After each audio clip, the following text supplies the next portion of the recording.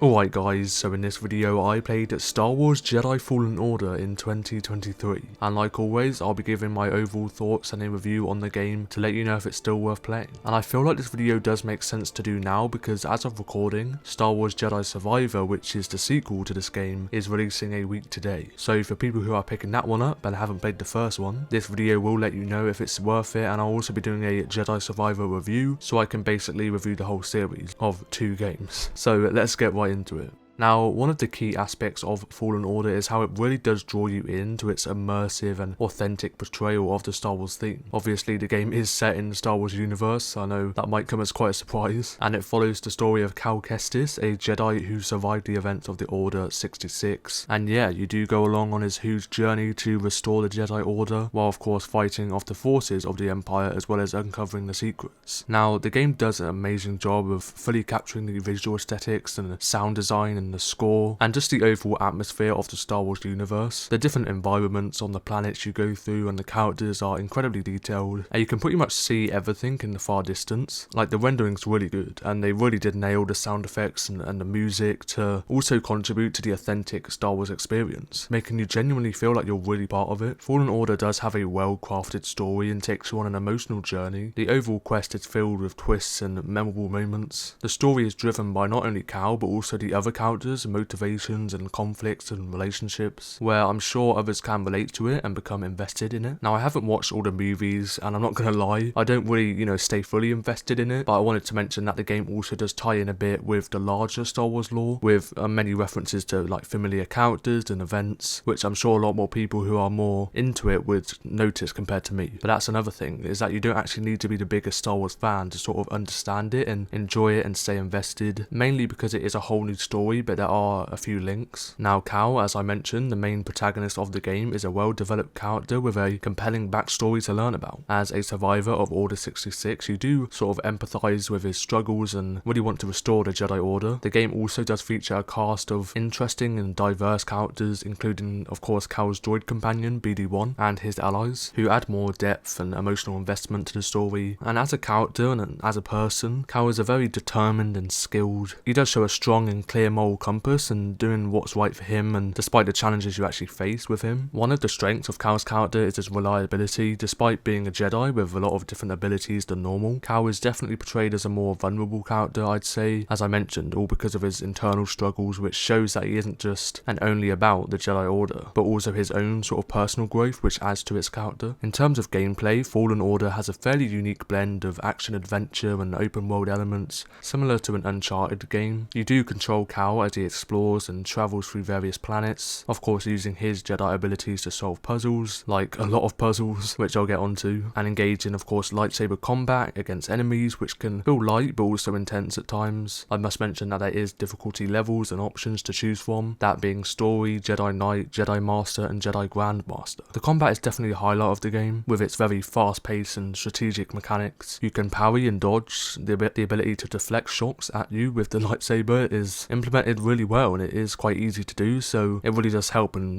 tough situations. You can use force powers as well to take down by pushing and pulling and slowing down time, as well as using it on sort of moving mechanics and certain puzzles and parkour moments. These abilities can be combined with lightsaber attacks as well to create various sequences. The combat encounters are slightly varied, with different enemy types requiring different strategies, adding depth to the gameplay. The game also features challenging boss fights that do become a bit more of a test and feel more rewarded when you defeat them. The game's platforming elements are really well done as well, and you can use the parkour abilities to climb walls and rope swing and leap across gaps, which I found quite fun. And though I did feel in terms of gameplay the difficulty of the combat was pretty much fine, and it can always be changed in difficulty options, but in the puzzles there was a lot of times where it led to sort of repetitive like trial and error, which wasn't enjoyable if you're really stuck on it, as well as just the controls being a bit annoying at times, and maybe you don't mind that, but certain moments can feel clunky and unresponsive, as well as just the camera being awkward during combat, like obstructing the view and making it hard to sort of keep track of your enemies. The open world elements of the game do provide a sense of freedom and exploration, like I said. I did feel like I could freely navigate the game world, even though it isn't the biggest feature, unlike a massive, RPG style open world. There still was quite a lot to,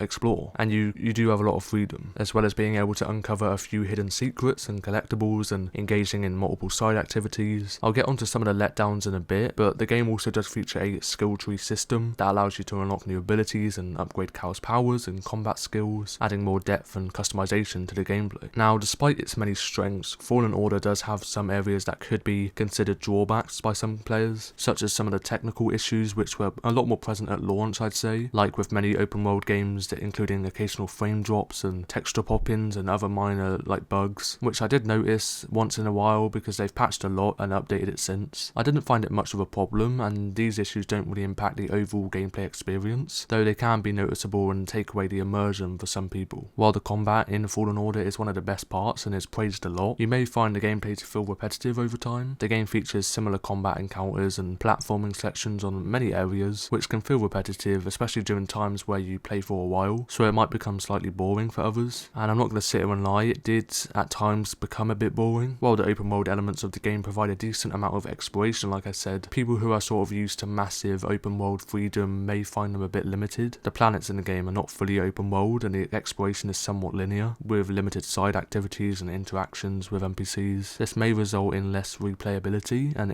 exploration for some players who are looking for a more expansive open world experience, though at the end of the day it isn't a full open world game, so you do have to take it with a pinch of salt. Now, in terms of story improvements, I actually loved it, and it's probably one of my favourite parts of the game. Now, this might of course be different for everyone, but there's only really certain things about it. Like, you could say the story is a bit predictable at times or lacking in certain areas, such as in plot twists, which I won't say but could impact the experience for some people. While the lightsaber combat and force abilities in the game are already enjoyable, refining the combat mechanics could make it a bit more engaging. Adding a lot more variety to enemy types and more attack patterns and scenarios could keep the combat a bit more fresh and challenging throughout the game. So I think in conclusion, Fallen Order is a captivating and enjoyable game that brings the iconic Star Wars theme to life, with its engaging story and protagonists and satisfying combat and immersive gameplay. The game's strengths are in its rich storytelling, I'd say well-crafted characters and the fun of using a lightsaber and the Force. However, there are some areas that could be improved, which I've mentioned, and